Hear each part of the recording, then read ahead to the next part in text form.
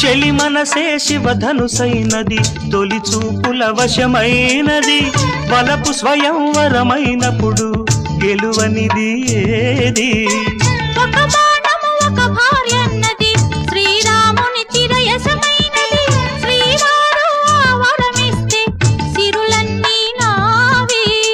తొలి చుక్కవు నీవే, చుక్కానివి నీవే, తుదిదాకా నీవే, మరు జన్మకు నీవే.